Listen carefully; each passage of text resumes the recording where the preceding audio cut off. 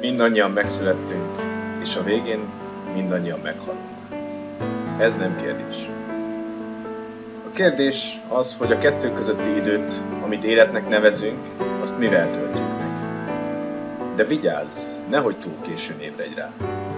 Az időnk nagy részét arra fordítjuk, hogy pénzt keressünk, ami az életszínvonalunkat biztosítja, és sok esetben nem marad elég időnk a családra, önmagunkra, egy minőségi életre. Tényleg erről szól az élet? Mikor kerültünk bele a mókuskerékbe, amiből nincs kiút?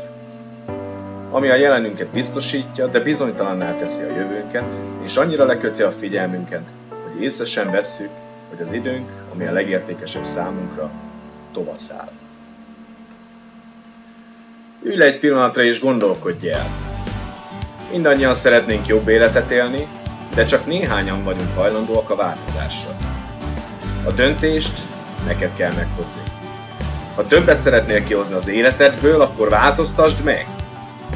De múlt századi gondolkodással nem fog menni, mert a körülmények megváltoztak. Minden felgyorsult, és az ember lassan háttérbe szorul. Akkor hol van a megoldás?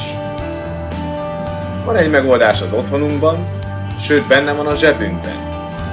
Van fogalmad, mekkora lehetőség van a világhálóban?